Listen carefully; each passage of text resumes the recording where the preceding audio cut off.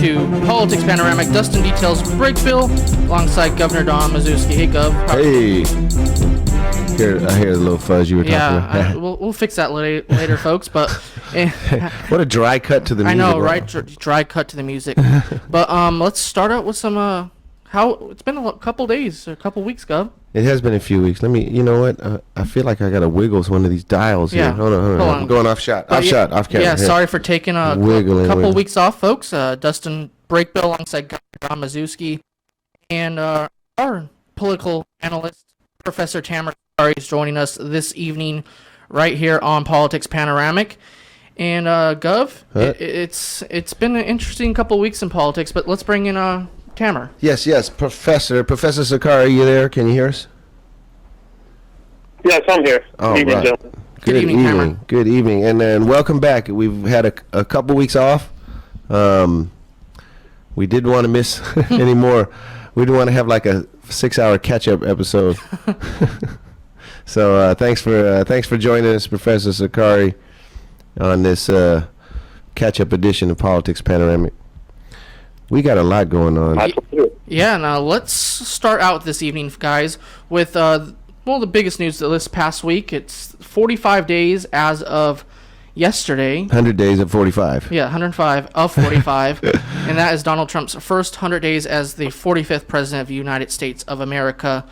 And let's start with you, Gov.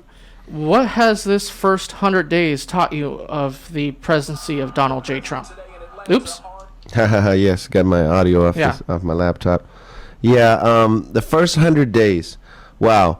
So I think what we're seeing is a lot of executive actions rolling back. Progress made.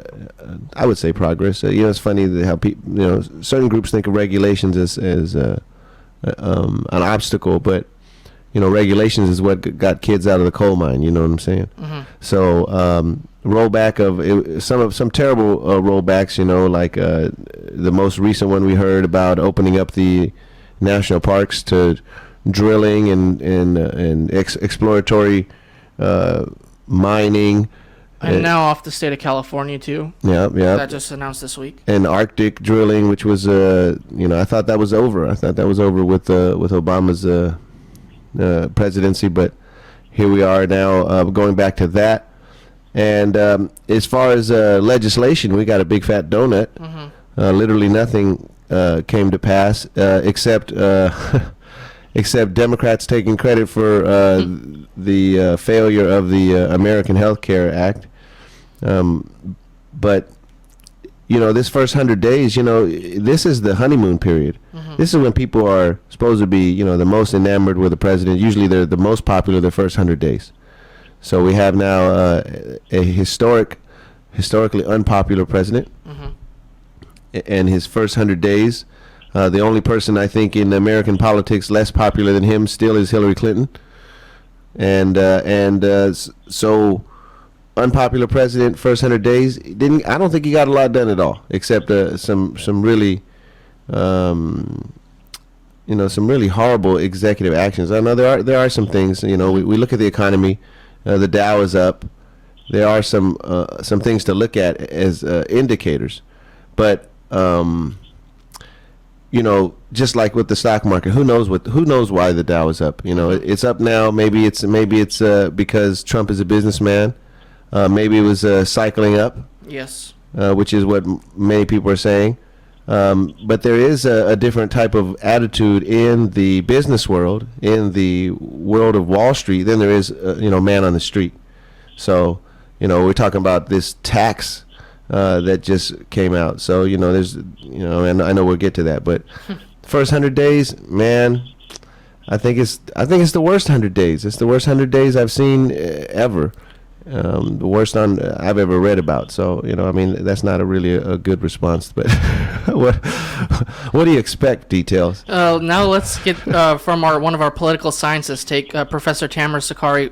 Professor, can you give us a take on Donald Trump's first 100 days in office from your point of view? Sure, I'd be happy to. I have several thoughts.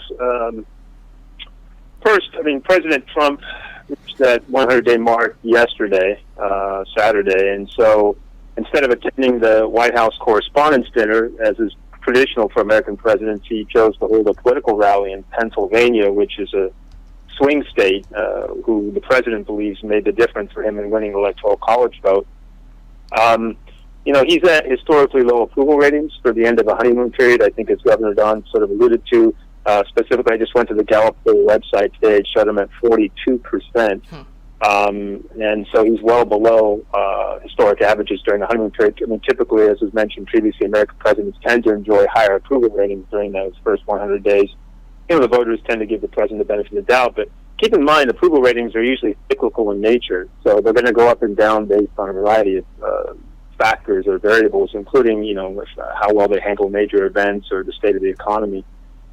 And this is a good point. It's a good juncture. I think it's a critical juncture here at the end of the 100-day mark to kind of evaluate the president's job performance so far.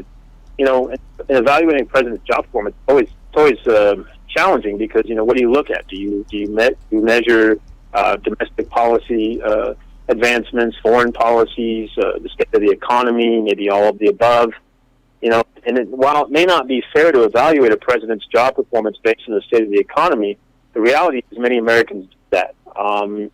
Presidents don't have much say over monetary policy in this country. It's controlled largely by the independent Federal Reserve Board, although the president does appoint the members of the Federal Reserve Board, but they have to be confirmed by the Senate, but they're pretty independent. The president does have, however, some say over fiscal policy. Of course, they need to work closely with Congress. I know later we're going to talk about Trump's tax plan, but that's an example of an effort to kind of stimulate economic growth through the use of fiscal policy.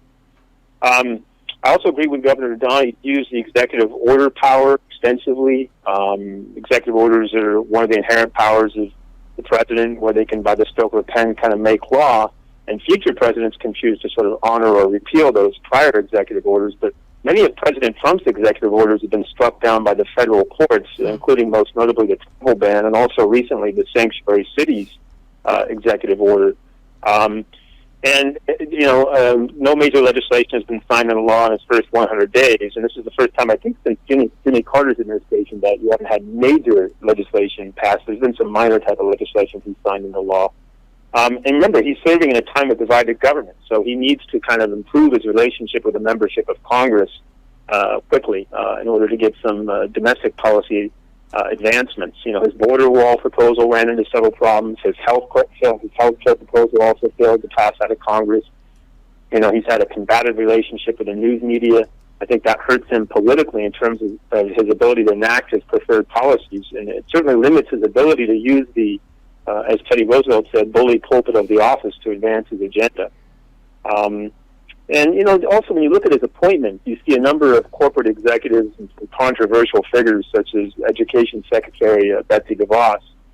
And the other thing is he hasn't been able to get a lot of his team fully in place yet. For example, while Attorney General Sessions has been confirmed, almost all of Sessions' top aides have yet to be confirmed, and they're having a hard time replacing U.S. attorneys around the country. And U.S. attorneys serve as federal prosecutors in the 94 federal districts across the country. And also there was some, and perhaps still are, some internal divisions within the Trump administration between the Steve Bannon camp and the Ivanka Trump / Jared Kushner camp.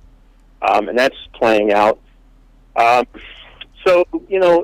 kind of a mixed bag, but overall, the Congress passed a spending deal this past Friday to keep the federal government open through May 5th. I think that's Friday, while they're working a longer-term plan. But that action temporarily averted a federal government shutdown. But that's obviously going to impact his performance and how people will tend to evaluate him. Those are some thoughts I have. Man. Yeah, and it's going to be interesting to see what the next 100 days after this takes place, because he still wants to replace healthcare, which he still hasn't given up on yet, because he moved on to tax legislation, but he went back to healthcare. So, Gov, do you see any major legislation coming in the next 100 days for Donald Trump? Major legislation? I mean, the next 100 days is up in the air. I mean, we're talking about, we have this fiscal crisis again. The debt ceiling, the debt limit has to be raised. So, that's a bit of a I guess, kind of a snare I was going to say cluster something, but can't say that. And now, of course, the tables have turned. We have the Democrats now looking like in a kind of a strange position to defund the government, even though I don't know if that's the appropriate way to look at it. Major legislation. I think the problem with Trump's administration is that he doesn't have anybody really on his side. He's because of his method of putting everybody against him. He's very confrontational. So you have obviously the Democrats are against him, kind of fundamentally, even though economically, I mean, they have the same donors, the same some of the same people who are in the White House appointed, the re-swampification of Washington D.C. A lot of those groups are, major funders to, of course, these what they call establishment Democrats. But then you have, people in the Republican Party, the representatives who are representatives of poorer areas, more rural areas, which those folks realize that turns out they hate Obamacare, but they love the Affordable Care Act. So then that kind of puts them at odds with them. And then, of course, the super Republicans who wanted the Freedom Caucus. The Freedom Caucus. Koch brothers funded group who felt the American Health Care Act was actually not tough enough. So. Actually, one of the Koch brothers made news this week. I'll tell you later on in the episode. But go ahead, Gov. Sorry. So that's he has few people who are going to just be on his side for any consistency. Everyone's kind of picking their thing to side with him on because of that, and because of his own admitted incompetence. He literally admitted that he didn't think that the presidency was going to be that tough. He just said that. We got that AP interview, which is got to be one of the most. I think it has to be the most embarrassing interview of any president ever in human history. I believe that was a Reuters. Yes. Reuters interview. But yes. AP Reuters. That's a monopoly too. We'll talk about that some other show. But so he admitted his own incompetence, that he didn't know it was going to be this tough, and he says things like, in business, the decisions you make don't hurt people, but this is different. So, just kind of goes to show his mindset, and anyone who would approach the presidency of the most powerful nation on earth, that has, the most wealthy nation on earth, who's most integrated with most other national economies on earth, the United States of America. Anybody who approached that situation with the naivety of thinking that it would be somehow less difficult than being a real estate manager mogul is, he's just got his work cut out for him. I don't think he's going to get much accomplished at all. In fact, I think it's going to be even less going on, and we're going to see him having to use the executive action as his tool. Yeah, and we saw that he was with the foreign dignitaries also. He's been a little adverse, Angela Merkel and a couple others. Professor Sukkary, what do you see in the next 100 days for this final subject on Trump? For the next next 100 days, what do you see for Donald Trump? Does he get any major legislation done? I think the Trump administration is going to make an effort to get some legislation passed here soon. The tax plan, I guess, being one of them, and they're still working on health care. President Trump's predicting that, possibly by next week they'll have a deal. I'm not that optimistic. I think he really needs to improve his relations. He's inexperienced in terms of legislative skills. So he needs to work with the congressional leadership and understand the political dynamics and, in Congress, and that's certainly going to take some time.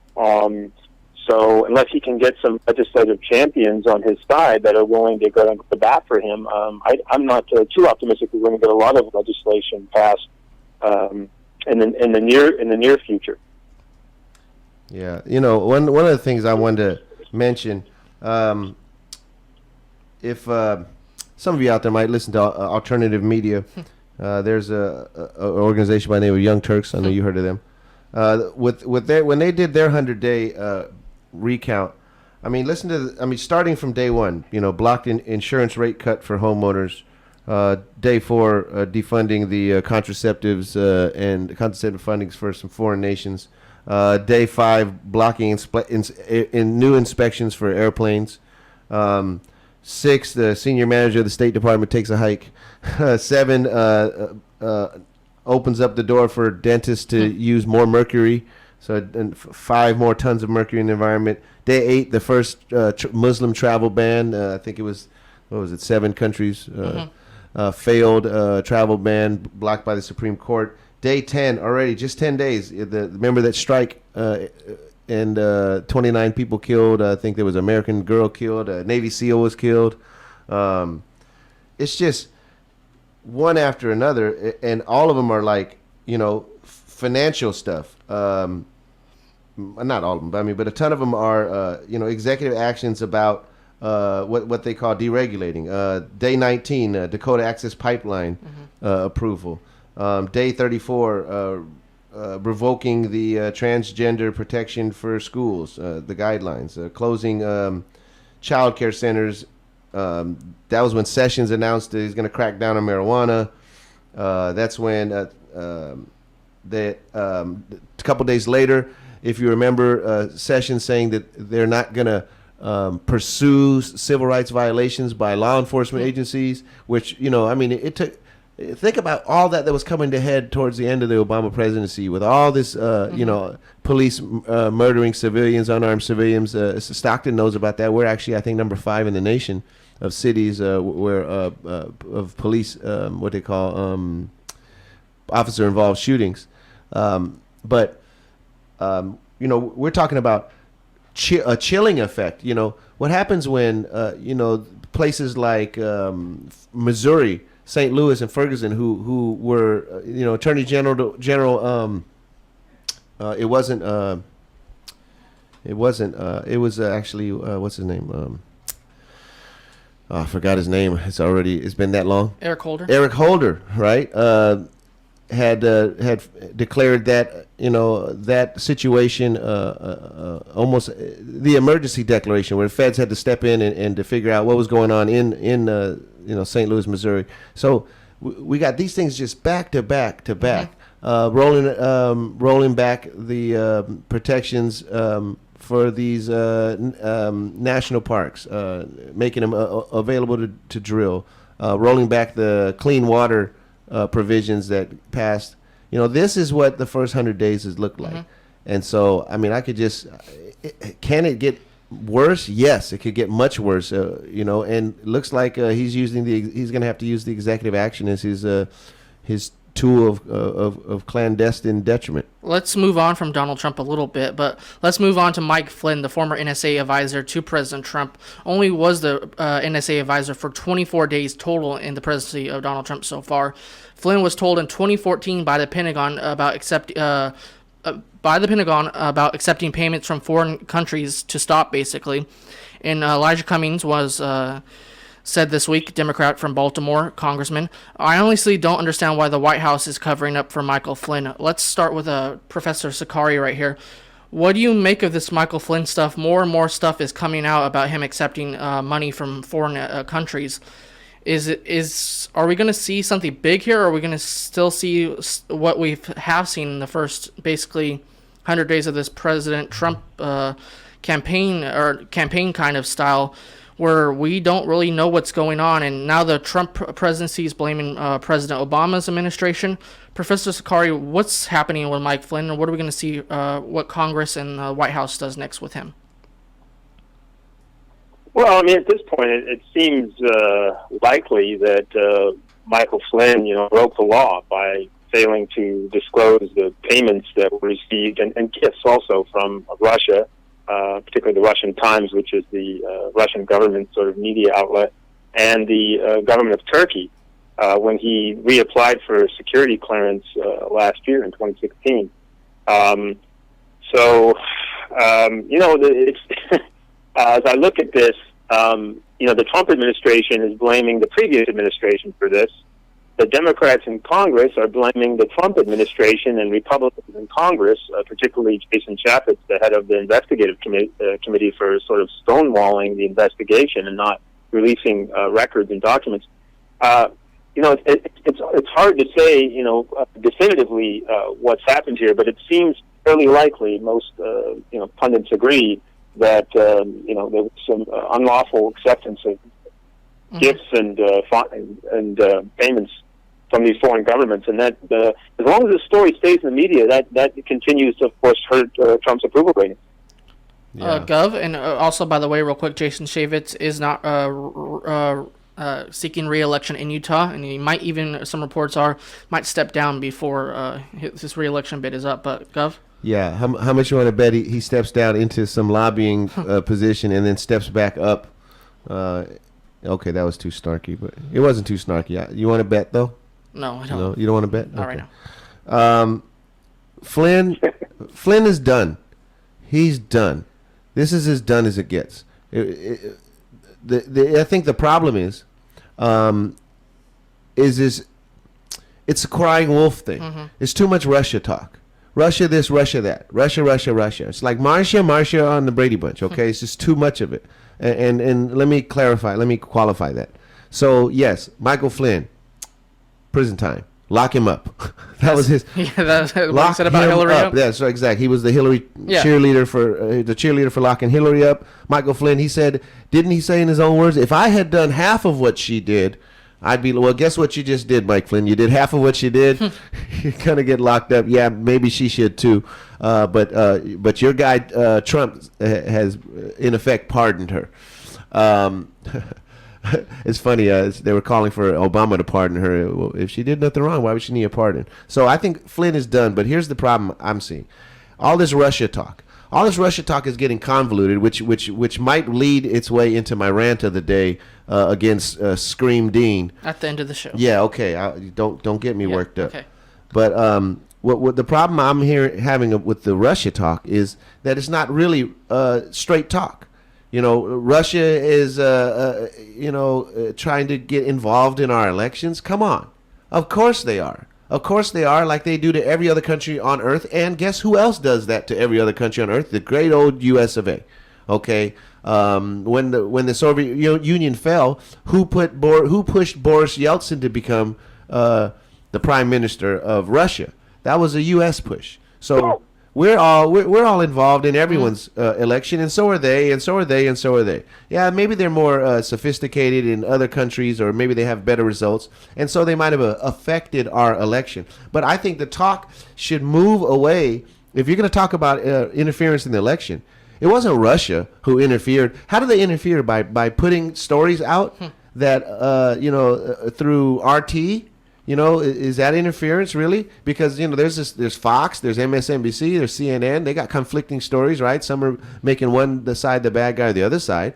Here's the real interference in the election. Last year's interference was by the DNC, and I think that needs to be discussed ad infinitum. It should never be let down. We should never forget. We should never stop talking about Debbie Wasserman Schultz and Donna Brazile and Podesta, John Podesta, campaign manager for Hillary Clinton. We should not stop talking about that because when they're talking about hacking the election, okay, the Russians might have helped hack something. Mm-hmm. Who cares? What did they find? Was it truthful or was it false? That is the question that needs to be asked. Okay, so somehow your information got out. Now, WikiLeaks, Julian Assange has been adamant that it was not a hack, it was a leak. What's the difference? A hack is a criminal action to break into something. A leak is somebody already involved spilling some information out. That's a difference. And so there's been some evidence of hacking. Yeah, hacking. So what? What did the hacking produce? Did they rig the election? Did they turn the votes on the vote machine? No. What they did is they exposed the collusion of the Democratic Party with the media to put forth Hillary Clinton as a candidate and to bash on Bernie Sanders and of course good old what's his name too. But Bernie was their main target. And what really perturbs me is that the Democrats are going right back to that now. We're seeing Bernie bashing happening now. We heard Dianne Feinstein bashing Bernie's Medicare for All plan. We hear, I'll talk about Dean later, but this is rolling back out. And we're hearing the same fake talking points that the DNC used last year to rig the election. Now, how did Bernie Sanders get on the hot seat? What's the matter with the Democratic Party? He's only the most popular politician in the United States. I don't know. So, yeah, Russia, Michael Flynn, sorry, I just hijacked the whole conversation, but I think the Michael Flynn thing is a done deal. You're listening to Politics Panoramic. Dustin Brakebill alongside Don Mazewski, Governor Don, and one of our professors, Professor Tamir Sukkary, political scientist. Okay, let's move on from... You'll get to your Howard Dean bashing in a couple minutes at the end of the show. I don't need to bash him. I just need to reflect his bashing back. Okay. Let's move on to Donald Trump had another campaign kind of event this week. He spoke at an NRA event in Atlanta this past Friday, and he's the first president since Ronald Reagan to do that. He took some shots at people like Elizabeth Warren, called her Pocahontas once again, and other stuff. Let's go to Tamir real quick about this. What do you make of Donald Trump doing more of these events? As you said earlier in the show, he was at Pennsylvania the other day also. Are we going to see more of this throughout, trying to get his popularity up? But he's really speaking to the crowd, isn't he? Yeah, I mean, for a Republican politician, the NRA is the influential interest group. They have over 4 million members nationwide. They have their annual budget, last I checked, was over $220 million. They've been around for quite a while, and so, he paid a visit there, kind of trying to rally his base, and took some shots at, his opponents, we all perceived. He's kind of, it's interesting. He was in campaign mode for so long, and you'd think that now he's got to go about the business of governance, and he would kind of shift his focus. But anytime things start heating up, he seems to go back into campaign mode with these political rallies or speeches to these influential interest groups. He actually almost seems more comfortable in that type of setting than, actually serving as commander-in-chief and playing all the other roles of the president of the United States. So, I expect this type of thing to continue for him. Gov? Yeah, same thing. Great points, Professor. Speaking to the NRA, that's kind of that's an expectation. Yeah. But what I think, and to be honest with you, I'm not anti-Second Amendment.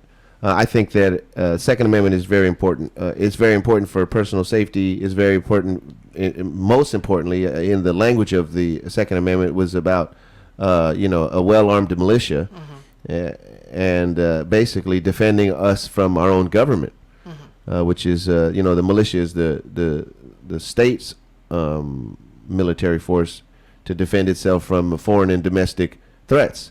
So. Second Amendment, big deals, good stuff. Yes, NRA, expected that from Trump and the Republicans. I think it's interesting though that he is basically what do you call it? He's in an echo chamber. He goes out to these rallies and you see these people at the rallies. They're just basically yes men, or yes people. And that's not to be disrespectful. Just it's obvious, like I saw some questions being asked to him. And of course they might have been cherry picked questions, but hey, what do you think of Trump care? Hey, it says Trump, so it's good enough for me. And so I think he's actually doing himself a great disservice, and it reminds me a lot of unfortunately the kind of like. The things that happen in dictatorships and places where they have these strongmen, where they have these, Kim Jong-il type, everybody likes you rallies, and everything is so, such a facade. And I think it really is hurting him because he believes he's doing a good job because so many people are, on that bandwagon. In a nation of 300 million plus people, you could find a million or more, wackos in any genre, in any direction. There's plenty of people who are just will just be there to be there and say yes to say yes. And especially people who, the people who are his base, unfortunately, are some of, I don't know who was it. Was it Hillary? Somebody said basket of deplorables. That's not everybody there, but yes, some of the worst is in his supporters. Some of his supporters. A lot of, in fact, nearly, I would say every single racist person I know is a Trump supporter. Now that doesn't mean every Trump supporter is a racist. But I'm telling you right now, I know lots of people. It's reasonable to say. I got people on my Facebook feed and all that, and people who are Facebook friends, and I see their racist posts and things like that. And I'm telling you, every single one of them who are racist are Trump supporters. So that just, that's him going to those kind of rallies. I think it hurts him because it makes him, he's basically in an echo chamber. Good point right there, Gov. Let's go to some California politics before we get to Gov's rant of the week on Howard Dean or something like that. He told me earlier in the show and earlier in a couple days. Yes. But let's start with you, Professor Sukkary. You brought this to my attention a little bit. California Governor Jerry Brown just signed a $52 billion gas tax bill this week. Tell us a little bit about this and what should we look out for in this tax raise for gas?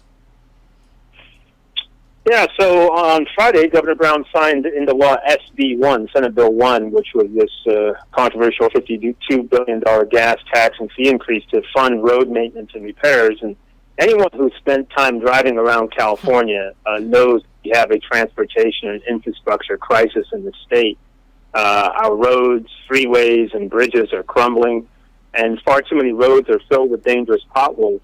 So SB1 raises funds through a 12-cent gas tax increase, which is set to go into effect November of this year.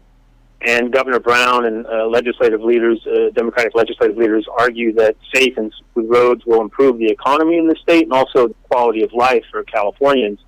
He also sees this as kind of a major job creator.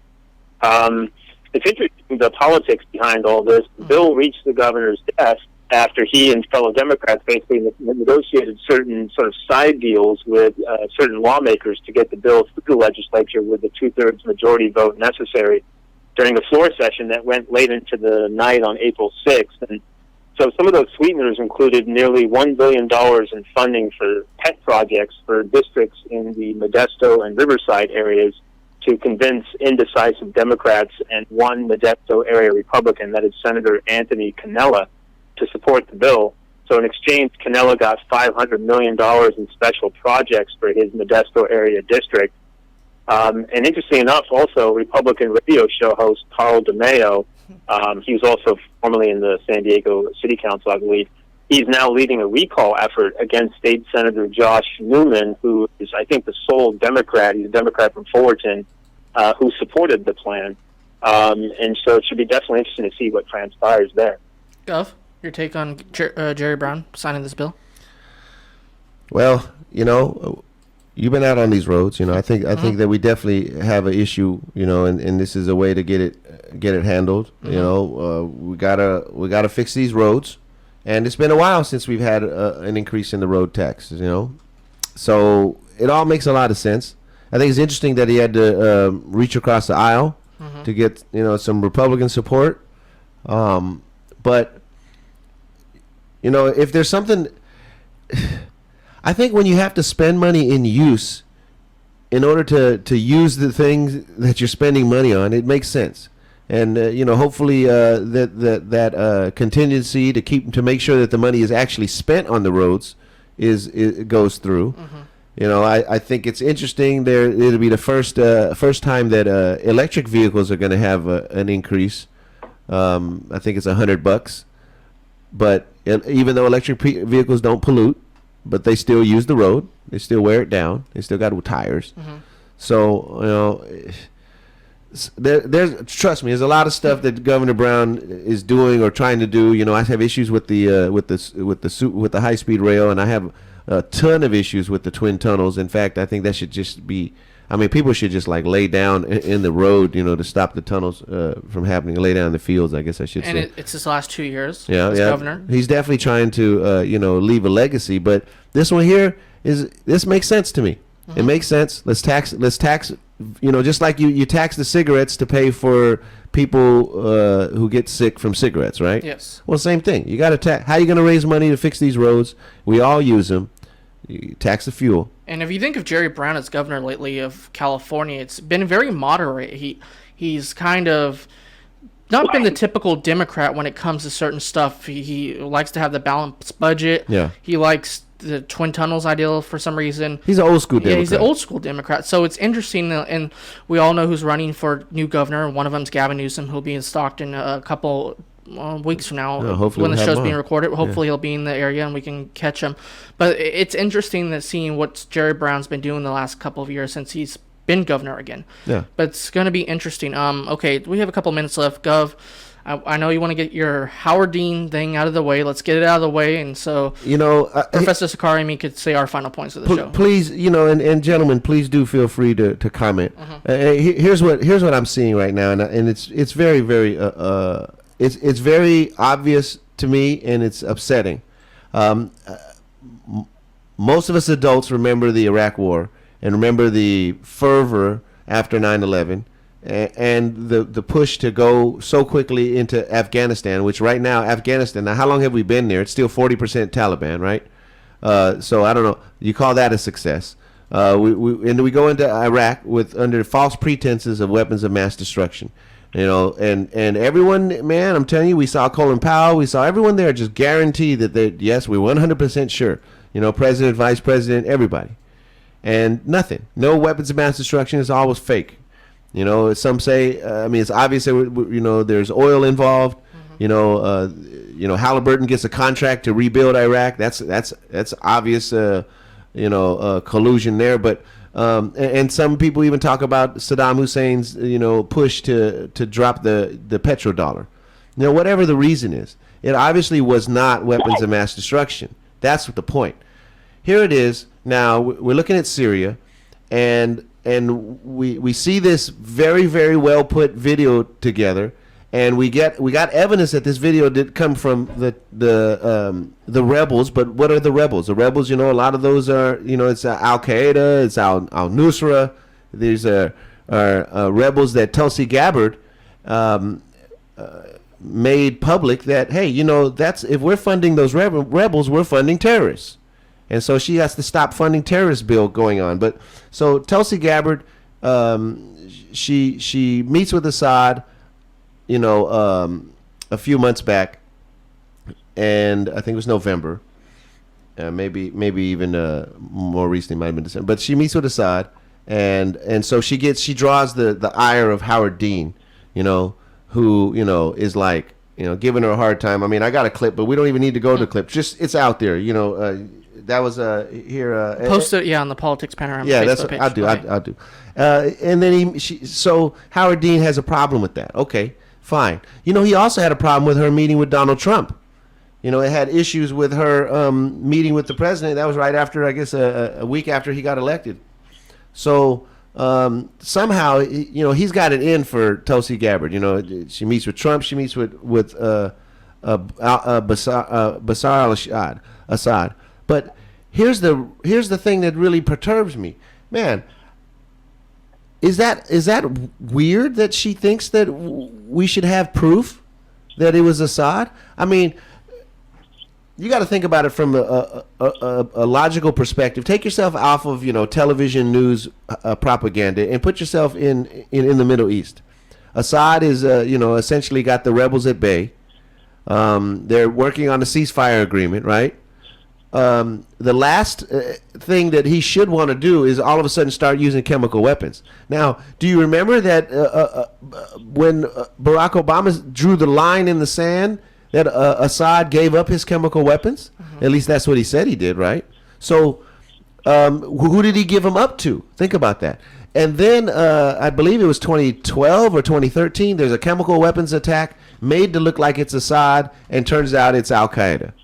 So we have proof in the past of the so-called rebels making it look like Assad is dropping chemical weapons. Okay, not even close to saying Assad is a good guy. Don't even misconstrue what I'm saying. But man, we got to have more sense. And for Tulsi Gabbard to suggest that we should investigate it, and I mean, who would disagree? Who would disagree that we should investigate that? I mean, come on, it just makes all the sense in the world. So why would Howard Dean slam her on it? I mean, first of all, here, let me just play this real quick. I mean, I think we got a couple minutes. Check it out here. Got to get my volume up. All right. The president says those with pre-existing medical conditions would be covered. Okay, I got a bunch of audio going. Hold on a sec. Let me. But yeah, go on Facebook, like the Politics Panoramic page for we put up articles that we find interesting, and hit that like button. Gov, you ready yet? Do that. Hit that like button. Yes, I got it. Here it is. Okay, Check here's this out. Gov's audio. Man, this guy. Hold on. All right. Here it is. For these horrific chemical weapons attacks, I'll be the first one to denounce. This is Tulsi Gabbard. He is now with President Trump's reckless military strikes last night. It flew directly in the face of the action that the UN was working on at that time to launch an independent investigation to find out exactly what the facts are, who was involved and who was responsible. That is Hawaii Congresswoman Tulsi Gabbard. She's an Iraq vet and member of the Foreign Affairs Committee, and she's casting doubt on the president's claim that the Syrian government was indeed behind the chemical attack that killed as many as 100 people last Tuesday. Let's bring in Howard Dean, former Vermont governor, former DNC chair, and an MSNBC contributor, and Republican strategist Susan Del Percio, both front and center right here. Good to have. Okay, so this is MSNBC interviewing them both. Listen to this. Just listen up. You guys. Howard, how do you respond to Tulsi Gabbard? I think it's outrageous. There's a long, well-known history, both in our Intelligence Committee, Amnesty International, Doctors Without Borders. Every single one of these agencies has said that Assad is using chemical weapons. He's a barbarian. He's murdered 500,000 of his own people. I can't imagine how you could make a statement like that, especially being on the Foreign Relations Committee. I can't imagine what could possibly have been going through her head. And to that end, you put a tweet out there. I'm going to read it to everybody, okay? Yeah, go ahead. Okay, so you said that Gabbard should not be in Congress, that this is a disgrace. All she's asking for is proof, though. Okay, so trip off that. Howard Dean, listen to what he said. There's proof. We have proof that he's a murderer. You know, I mean, come on. It's not like our country doesn't support murderers. You know, Saudi Arabia. Hello. So that is a non-statement. This is an emotional response, and he's so ready to be a warmonger. You know, how did he vote on the Iraq War? Okay. You know, so this guy here, you know, I think he calls Tulsi Gabbard a disgrace. His tweet says, "This is a disgrace. Gabbard should not be in Congress." Howard Dean is a disgrace. And that was piggybacking off Neera Tanden's post that it says, "Was it not enough for you people in Hawaii's 2nd District that your rep met with a murderous dictator? Will this move you?" I mean, these are corporatist establishment Democrats who take in big bucks, and Howard Dean, which he oh my God, this guy here making a quote about making up his quotes, you know. How could you condemn somebody for saying we want proof? Like, did you hear what he said? He literally everyone agrees it was Assad. Really? How did that happen? Because nobody investigated. You know how many investigations there were? There were none. You know, it was immediate response. It was less than 24 hours later. Okay, we saw the video. Go back and look at the so-called chemical weapons video.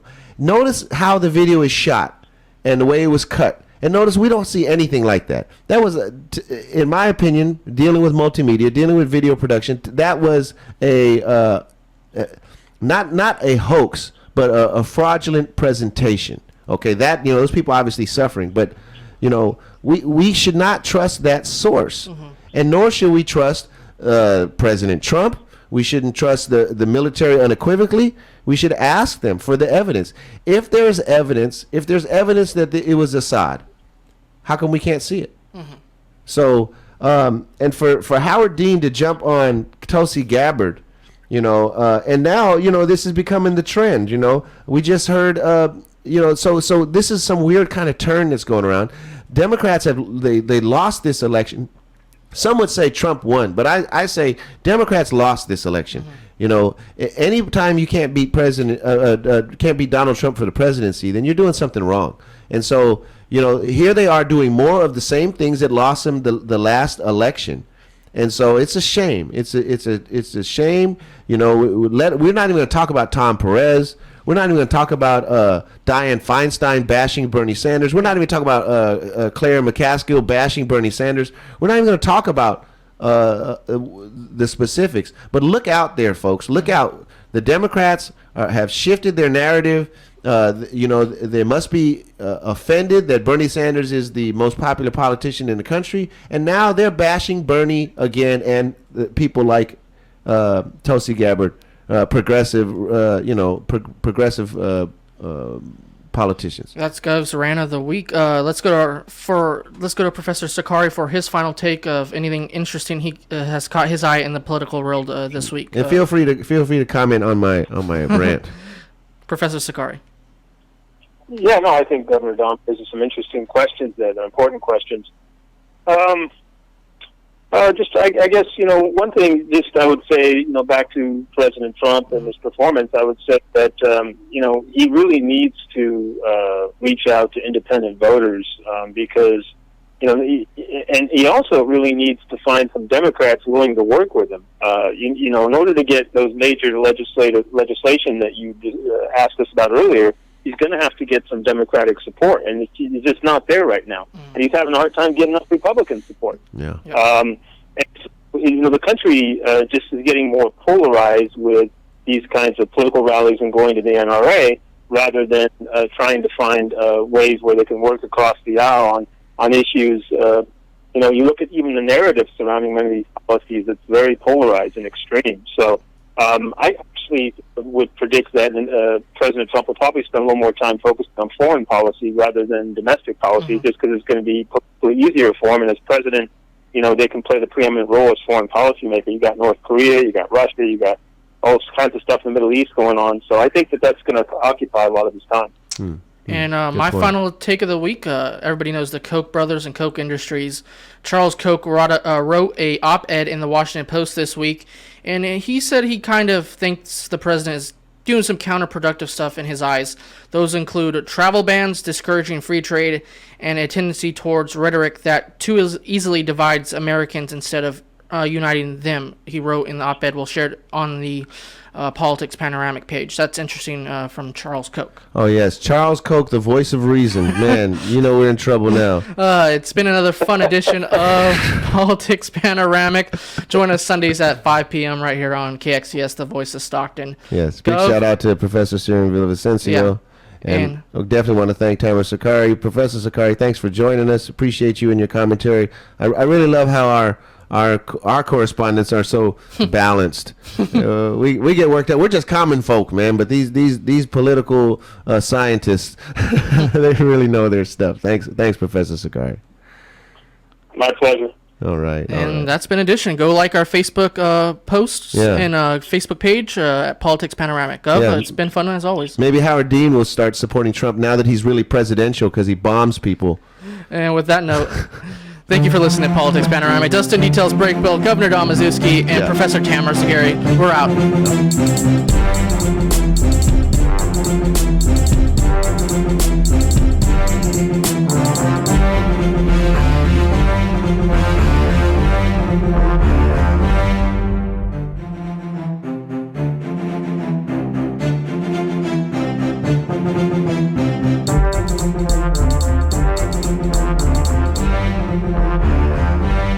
Of alternative facts, whatever those are. KXVS on 92.1. Coming soon.